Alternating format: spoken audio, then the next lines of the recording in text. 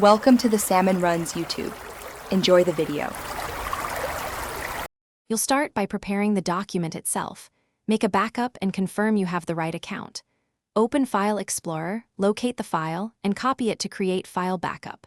Docx, this preserves the original. Once done, right-click Microsoft Word and choose Run as Administrator or sign into the account that created the file.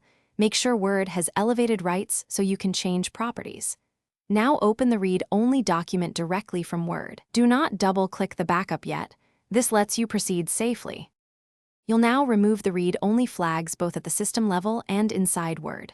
First, close Word and right-click the document in Explorer. Open Properties and uncheck Read-Only, then click Apply.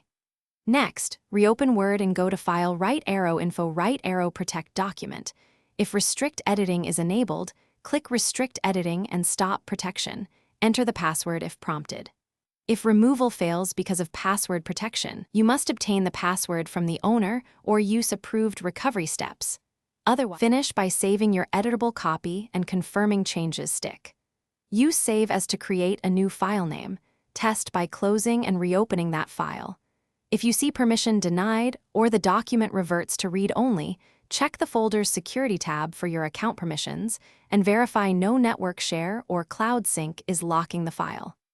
Once done, make sure antivirus or OneDrive isn't restoring the read-only state. Restart Word or your PC to clear locks. This often resolves stubborn permission caching. Thanks for watching. Consider subscribing if we helped you.